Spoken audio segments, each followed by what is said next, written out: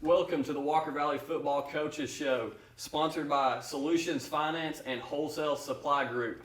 I'm Andy Morris. I'm here with Jacob Mason and head coach of your Mustangs, Drew Akins. Coach, how you doing today? Hey, we're good, man. It's a good Monday. Glad to be back at it. It was a good day for our kids. Absolutely. Coming off of a 49-14 win over White County. Obviously, the guys are feeling good, Coach. Shooting the show early this week on a Monday, so not a whole lot as far as practice content to go with, but we're going to break down a lot of last week's game. Yeah. So, Coach, what are your thoughts about last week's game? You know, a lot of really good things went on. Yeah, there were so many good things and so many positives that you take away from what happened Friday night. The big positives, before we get to stats, are just the mental things that we dealt with. You know, at the end of the third quarter, we had the block punt. And it was kind of a similar scenario that was like, okay, how are we going to respond to this? Something bad happened, and our defense took the field and got a fourth down stop inside the 10, and that was really awesome to see our defense respond in that critical situation. That was the second time that game that they had done that. We threw the interception right before halftime. In similar scenario, our defense came out inside the 20 and got a stop on fourth down. So it was really good to see our defense step up like that in critical situations and get a big-time change of possession stop right there. And then the other thing that doesn't really show up on film, and it definitely doesn't show up in the stat sheet, is just the excitement that we had for our teammates being successful. When you watch the film, you see guys like Spencer Jackson make a block on that kickoff return and then celebrate when he sees that Brody popped it.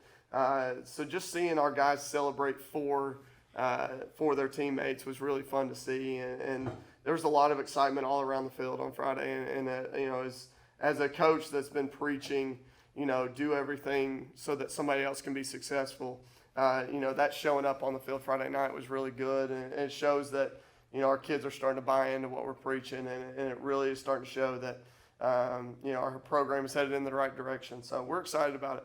I'm glad you mentioned Spencer Jackson because I want to jump into some of his stats here. He kind of had like a sneaky good game because you look at the rushing yardage, which is where you expect to see his numbers, and didn't do a whole lot on the ground. I believe he only had a couple carries, but scored a touchdown, a reception touchdown off of and also had a 39-yard kickoff return. Yeah. And then on the defensive side of the ball, Spencer had 9 tackles and a forced fumble. Yeah. So he's one of those guys, you look at the rushing yard and you say, that wasn't one of his better games. But overall, such a huge impact. Yeah, you see the things he did that, we talk to our guys about, again, doing your job so that somebody else can be successful. And you watch Spencer's game, and again, you look at the stat line, you're like, it didn't make a huge impact. But then you go watch the film, and you're like, man, he's all over the place. Defensively, like you said, the 9 tackles. The forced fumble early in the game that really, in that first quarter where we jumped on him really quick, his forced fumble kind of led to that quick early lead that kind of took the wind out of their sails. But then his kickoff return, that 40-yard kickoff return right after one of their scores that kind of took it out of a 35-point game back into, a 4-touchdown game and the impact that had on the next drive. And then you start looking at the touchdown catch he had, which was really good. I knew he was going to make an impact catching the football out of the backfield, and really probably should have had 2 more catches where one, we overthrew both of them. So if we hit those 2, you're looking at a really good statistical night offensively too. But the big one, like I told Jacob, the block on the kickoff return, nobody really notices that, and as coaches we see it, and then Brody pops through, and then you see him run off the field celebrating because you knew that his block is kind of what sprung that open. So I was really happy for Spencer. He's had a great night. He just keeps plugging along, and the more we keep doing selfless things like that, the more success we're going to start seeing. Talking about Spencer, we talked in the booth Friday night. Something that he's really good at is being patient. That kickoff return that we were talking about for 34 yards, that's something that I've always noticed about him, even since 8th grade, is he lets blocks develop. I just thought that was something that was very impressive. I know he's a senior, but man, he's been doing it his whole career. Yeah, all of our guys are really starting to understand that it's not just playing 100 miles an hour all the time. Sometimes you got to be a little patient, let things develop. And Spencer's obviously doing that in the backfield and doing that defensively. You go watch the film, he's not just flying around. he's diagnosing and then making the play after he's diagnosed it. So, you know, a lot of that comes from, you know, Coach Paris is doing a really good job of coaching our running backs up. And then defensively, we've done a really good job of making sure we're diagnosing what's happening.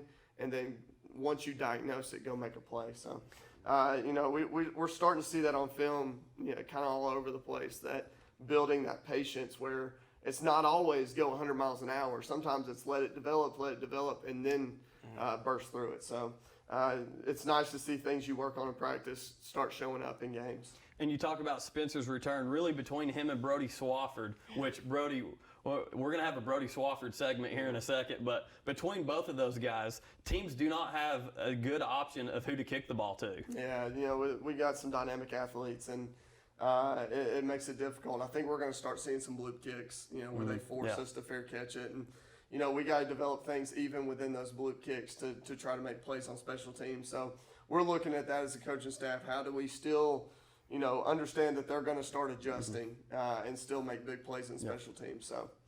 So with Brody, we're going to give all of his stats.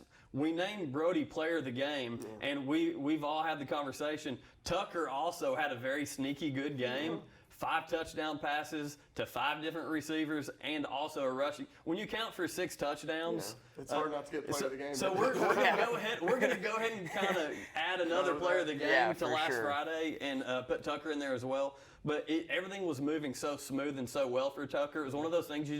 It was Tucker being Tucker. But so real quick, back to Brody. 4 receptions, 96 yards for a touchdown, receiving touchdown. 1 kickoff return for 91 yards and a touchdown, and then also an interception for 40 yards, giving him 248 all-purpose yards on the game. Pretty impressive. Yeah, it's a really special night. It's one of those nights where you get done with it and, you know, you don't really appreciate what you did at that moment. Brody, you know, there's a lot of people celebrating with Brody, and we were celebrating as a team. And then you step back and you're like, man, like that's a really special night. And I remember walking off the field and I stopped with Eric Swafford, our linebacker coach, and just said, hey, man, like take a second and understand like what Brody just did is really special. And really take a minute to celebrate that with your kid. And that was his 3rd kickoff return for a touchdown on the season already. It's so funny because I think we talked about this a few weeks ago. You know, we didn't have any last year. Yeah, right. We almost broke it here, and the last guy would tackle us, and now we have a special teams touchdown every single game we played, and Brody has 3 of those. So, you know, it was a focus area in the offseason that we wanted to return kicks for touchdowns. We wanted to score on special teams. Any non-offensive touchdowns, you know, changes the game, and it makes absolutely. You know, when you look at non-offensive touchdowns and wins, typically they go together. So getting these non-offensive touchdowns, awesome. But Brody had a really special game, and really proud of what Brody did. And I wanted to make sure that as a coach, you know, I played for my dad, so I kind of understand the, you know, coach. You know, you're still the coach, so you don't really appreciate what your kid did. And I told Eric, hey, take a second and be a dad and just appreciate what your kid just did on the football field. So it was a good night. You know, when we named him player of the game, one big reason was he had an impact in almost every facet, defense, offense, and special teams. But if we're talking about offensive MVP, I mean, my goodness, Tucker Pope. Yeah, you know, Tucker just keeps showing up. You know, he's up over 800 yards passing now. He's over 250 yards rushing now. And he just keeps showing up every single game and living up to the hype, you know, that preseason hype of all-state preseason quarterback for 5A. And I think he's proven he deserves that. You know, if you take out game 1 where he only had 60 yards passing, he still has 800 over the last 3 games. So what he's done against really good competition, you talk about Bradley Central and Ray County. Good defenses. And listen, White County was a really good football team. And what he's been able to do those 3 games has been really impressive, and it speaks to, you know, him deserving that, him deserving that All-State, you know, preseason award. So the quick line for Tucker was he led the team in rushing with 68 yards, had a rushing touchdown, was 14 for 26 passing for 222 yards and 5 touchdowns, and you pointed out to 5 different receivers. Yeah, that, you know, him being able to spread the ball around. Makes it really difficult for defenses. You can't focus in on Brody. You know, up until the last pass to Brody had 60 yards receiving or so, and no touchdowns. But we had spread it out to 6 different receivers. So it's hard to focus on Brody, even though you know Brody's our number one receiver. That's our go-to receiver. If you focus on him, Daniel Denton can hurt you. Kyler Paris can hurt you. Spencer Jackson can hurt you. Aiden Gibson can hurt you. Charter. Charter can hurt you. Reed Gibson. There's so many names that can end up hurting you as you go down the list. So he's got a lot of weapons, and it makes life a little bit easier when you can run the football too. And he's been able to run the ball pretty successfully. The only part of that stat line, and we're going to tell the truth. There's a lot of coaches say it's tell the truth Monday. Well, tell the truth, 14-26 is not good enough. Percentage-wise, we got to be better than that. So there are some things that we can continue to improve. I think that was his worst completion percentage game, and really missed some things that he should have hit. But when you look at the overall stat line, and anytime you have 6 touchdowns, it's a special night. So again, really proud of him, but definitely things that we could go into film and show ways we could even had a better stat line. So as far as scoring goes, another guy I want to talk about is the one and only, the guy that everyone's rallied behind. They love him, Kangel Sabani, 7 for 7 extra points, which a lot of people might see that and be like, hey, 7 extra points, that's great. Big deal. Yeah. Big deal for Kangel. Yeah, we like I said, we worked on that process. We work on it every single day. So watching, Wilson Scarborough came back in as the center, and has done a really good job putting the ball where it's supposed to be. Week 1 he struggled with some high snaps. The last 2 weeks we haven't had any snap issues. Getting Daniel Denton back as a holder, you kind of take for granted a kid that is able to just catch it and put it on a tee. The consistency. Yeah. Exactly, Yeah. but when you lose that kid and really lose him on the Friday of a game, and Ryan Lay did a great job filling in, but Daniel's done it for 2 years, so he's really comfortable doing it. And then Kangel, the consistency, being able to go out there 7 straight times and hit 7 extra points.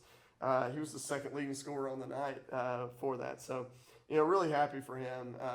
He's worked, since that miss against Central can break you sometimes. A lot of kids would break, and he was able to come back and work hard, and it's really paying off for him.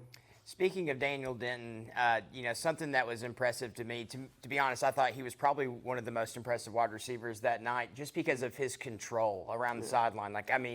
Even with that pass, his touchdown pass, just to know where he's at, the awareness, he just showed a very mature, matureness as a wide receiver and had some big catches. Yeah, he had 2 third-down receptions that convert, or 3, I'm sorry, he had 3 third-down receptions that converted to first downs. So those are impactful plays. When you keep drives alive, one of our offensive goals is to win third down. So we were 6 of 8 on third down. 3 of those were Daniel Denton catching, stop routes and the big go make a play we talked about last week. The one on third down where he went up contested, got a pass interference, and still caught the ball. So that was good to see Daniel have some success. When you look at his stat line, it's not overly impressive with the 4 catches, 60 yards, but the way he made those catches is really impressive. And the big-time critical moments he made them in. Anytime you are catching the ball on third down and creating conversions is a big deal. So, and then I was happy for him getting in the end zone. We have get him in the end zone, and for him to score that touchdown.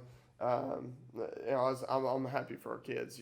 When you look at who was able to catch those touchdowns, it's Daniel Denton's first touchdown catch of the year, Kyler Paris' first touchdown catch, and then Cade Charter's first touchdown catch of their career. So excited for those guys. We congratulated them, and then we kept pressing forward. Yeah, Kyler's the one that we really kind of talked about during the broadcast Friday. Just seeing where he's came from with the gruesome knee injury he had to being able to be out there on Friday nights and just playing in general, but now contributing, scoring touchdowns. That's pretty awesome. Yeah, I'm happy for Kyler. He's had a long road, and it's been a painful road, and it's been something where, there were moments we weren't sure that he was going to make it back. He was unsure if he was going to make it back, and when you have that type of injury where it's very rare and nobody really knows how to rehab for it, and he's starting to gain some confidence in it. Friday night, we were watching film today, and I said, man, that's the best I've seen you move. So now you've seen yourself do it. You can start trusting that knee, and you can start playing faster. But with his size, he gives people issues. There's a reason tight end position in the NFL is so big. because, linebackers are too slow to cover you and DBs are too small to cover you. So we can really start putting Kyler in some positions where he can make plays in the pass game because his size and speed ratio is a little bit better than the people around him. So excited for Kyler. I'm glad he got some success. But really, he's been making progress every single week, and it finally showed up on the field. And, Coach, you talked about Cade Charter getting a reception touchdown as well. The Charter brothers, both of them, really starting to contribute to this team. On the defensive side of the ball, there's my segue to the defense. His brother was able to get in on some tackles. 9 tackles, was actually tied for second most tackles on the night. And Lane Miller, 11 tackles. We've seen Lane turn into a little bit more aggressive of a corner. Kind of talk about the defense and those guys specifically. Yeah, Lane was our player of the game for our staff. When we give our team defense player of the game, Lane won that. And it's just not only just the tackles, but the way he made tackles. Against that quarterback that we talked about last week, who was a dynamic player. He had 300 yards rushing 2 games in a row. And every time he broke through, Lane was there and made the tackle and turned what could have been, a 60-yard touchdown run into a 10-yard game. So Lane made at least 2, maybe 3 touchdown-saving tackles, which was really good to see for him. And when teams aren't throwing the ball, he's finding a way to still make an impact on the game, which is good to see. But defensively, man, I can't say enough for all of our guys. That was a team effort. When you have a kid that's that dynamic, that's made plays against really everybody he's played against, whether it be CAK or White County, or Cookeville, that kid is a playmaker. And when you have a playmaker that you're playing against, it takes an entire defense. And when you go down the list of guys who contributed, with Kyler Charter, he's been a solid force for us all year. But Eli Denton is just unbelievable at linebacker. Dylan Jenkins made a big time hit there late in the game. But all over the field, the unsung guy that kind of showed up on film was Jesse Shirk. He transferred in, hasn't really been able to find an impact, and then Friday night he has 2 or 3 tackles and finds a little confidence. So the more depth we can continue to build, the more bodies we can continue to throw at it. But man, to hold that team to 14 points and that quarterback under 100 yards really speaks to the defensive plan that Coach Harvey and our defensive staff put together, but also to our kids and their buy-in to what we're trying to preach to them. One big thing that we talked about last week was the defensive line. I think they came out and had another great game. Jaden Langford, 2 on me, linebackers run free. You know what I'm saying? So, like, those linebackers had a huge game, but that started up front. Christian Van Dusen. You saw these guys, Brian Criddle, just all doing their job. And that same message that we've been talking about all year, I was just very impressed with them. Yeah, I mean, we're playing team defense right now. Yeah. And team defense always starts with the defensive line. Somebody said it early, and I'm not sure if we said it after the game or not.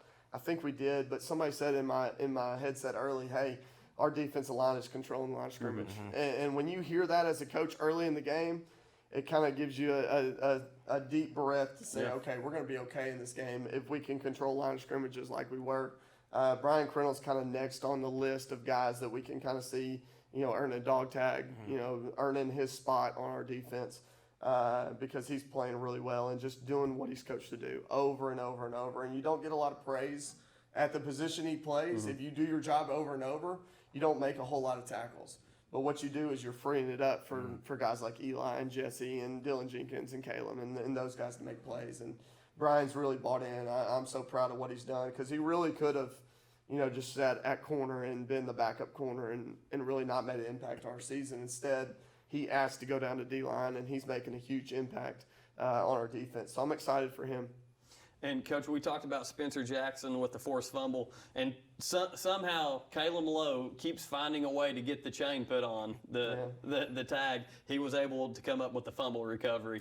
And not a typical game for Caleb. 4 tackles, which is lower usually for him, but still a solid effort. Yeah, listen, the reason he had 4 tackles is because he did his job over and over. When he did his job, it forced the quarterback to keep the ball.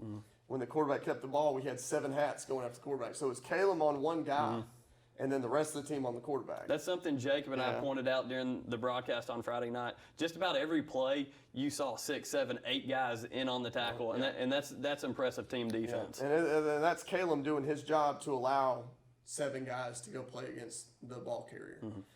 And that's I keep saying it, but it's got to be who we are starting to become. It's just that selfless. I'm going to do my job so somebody else can be successful.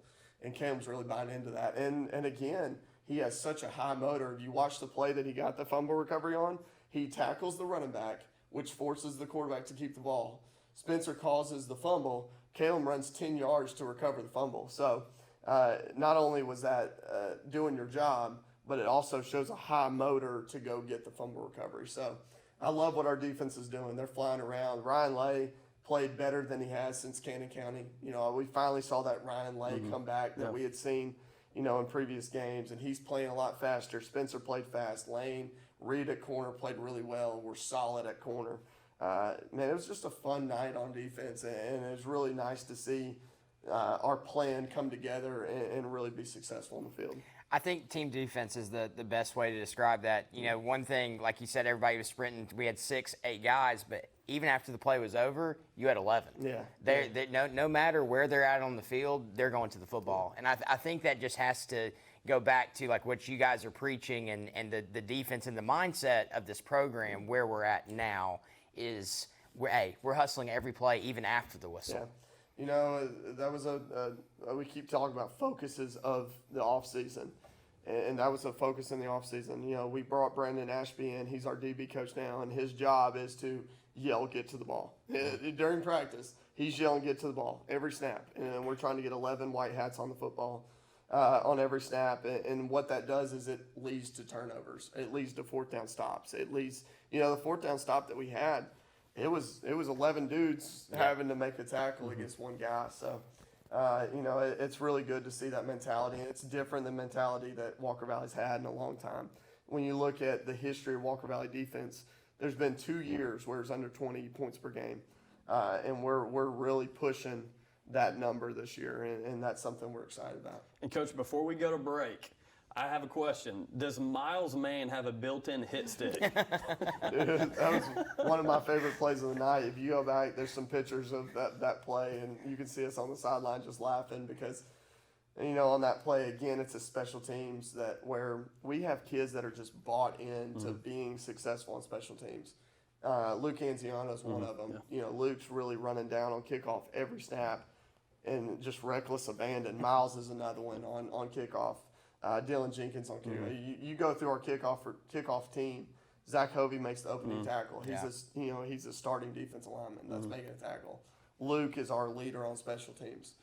He won Special Teams Player of the Week because he's on them all and he's solid on every. We called his name several times. Yeah, and he's one that also made a touchdown block on Brody's return. Yeah. So. You know, Luke is a leader on our football team, but that Miles Mann, that shoulder tackle was pretty funny. We told him you better wrap up because they're not all going to be 5'5". It was solid though. So it was solid. Yeah. So with that, we're going to go into our break, and we'll be right back with a look forward to Cumberland County.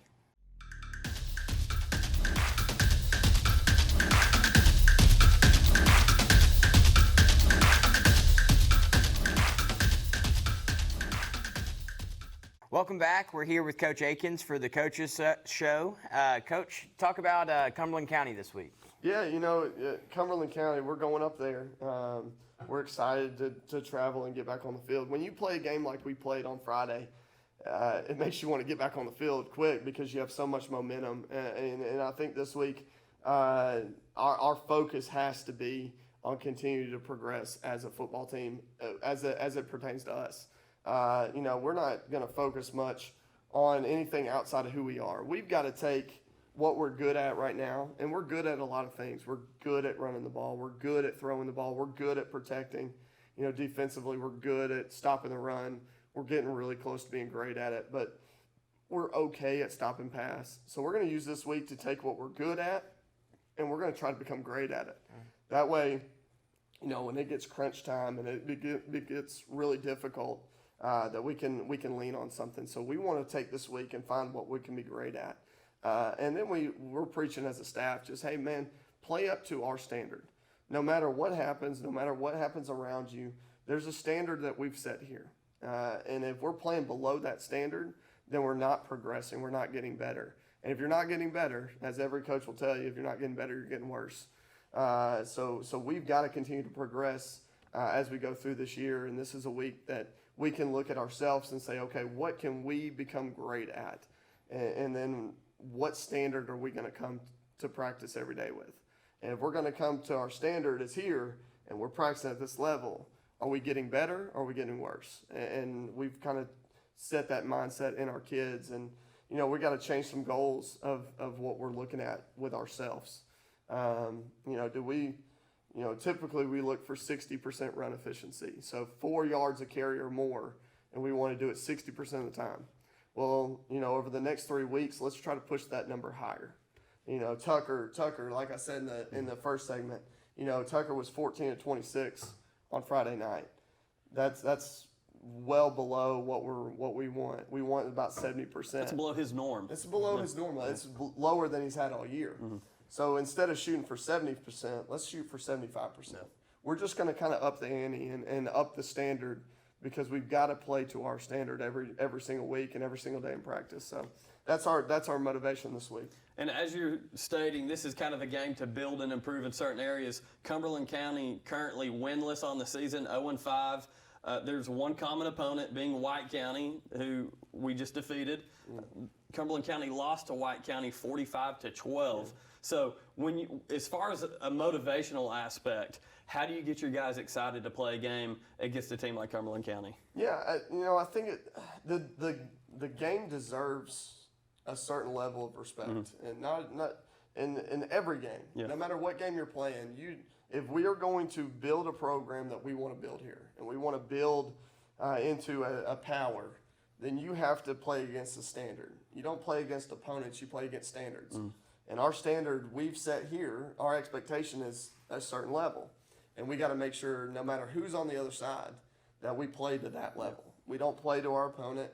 Whether the opponent meets that level or doesn't, it doesn't matter. No off weeks. Yeah, we're playing to our standard, and as you prepare for what we hope is a finish to the season that's strong and then a playoff run, you've got to take weeks like this and you've got to play to that standard. And no matter what happens, you play as hard as you can, and practice is going to show, who really believes in that.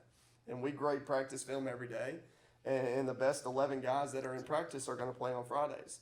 So I think that competition in practice is going to lead us to be better throughout the week and go into Friday and really perform at the level we want to perform. Yeah. So we were joking a little bit before we went on air here about the Cumberland County game last year. Yeah. For those of you that don't remember, there was pretty close to and we finished the game pretty close to a 3-hour delay due to lightning, and the game finished well after 1 a.m. 1 a.m. 1:12. So yeah, it was a tough game. So we're joking around about the weather, and again, it looks like there's some rain expected Thursday and Friday, and we're experiencing some cooler temperatures. So. Are you looking at the weather? Are you waiting on that to change? I'm always looking at the weather. The problem is I think they know about as well as we know. Yeah. And it's hard to tell here because last week it was supposed to rain on Thursday too. It was supposed to pour all day Thursday and it didn't rain at all. So we gotta we look at it, but predicting that, man, we're just gonna go play and we'll have a rain plan. You always go into games like this with a rain plan, and especially when it's on the radar. But I'm hoping that hurricane will hit land and turn like the other two have. Because really the last 2 Fridays we were supposed to have rain and it's turned on us and not hit us. So we have a rain plan, we have a fair weather plan, we have a wind plan. I think you go into games with different plans and you come in, if it does rain, we have these plays that we can execute really well. If it's not raining, we have this menu that you can execute really well, and you just go from that menu. But I think as coaches, you're not doing the right thing if you're not at least preparing for those things. We played in the rain. We did our preseason scrimmage in the rain. Game 1 was wet, obviously, so we've had some experience with that, we'll adjust accordingly. Well, we've got our fingers crossed. No lightning. Yeah, No as long- lightning. dude, I know one thing. I will not be in Cumberland County till 1 o'clock. We'll find a way to call it if that's the scenario. But yeah, that was a unique scenario. You look at our wins last year, and there were definitely some unique wins. But that was one that I look back pretty fondly. It was the first win here that I had, and it was a homecoming win, and it was the weird circumstances of nobody was really left in the crowd. We got to go in the locker room and celebrate together, and it was just us celebrating because nobody else was really there. So it was still a cool experience, but I'm hoping that we can get done before 12 o'clock. Some of us had a little fun over the PA at that game. Yeah, it was. Lord have mercy. It was a fun night, man. So. Well, Coach, congrats on the win this week. We're looking forward to Cumberland County. Good luck at practice, and we're excited for what this week has to hold. Yeah, we're excited about it too, man. I hope we can get on a little run here. And again, our goals are still ahead of us. Goals that we set in the preseason are still right here in front of us. So we're going to strive for those goals, and hopefully this is another building block towards that. So there it is, Coach Akins and the Coaches Show. Mustangs take on the Cumberland County Jets on the road this Friday. You can listen to Jacob and myself on 99.1 The Fiesta at Game Time. Coach, Game Time kickoff?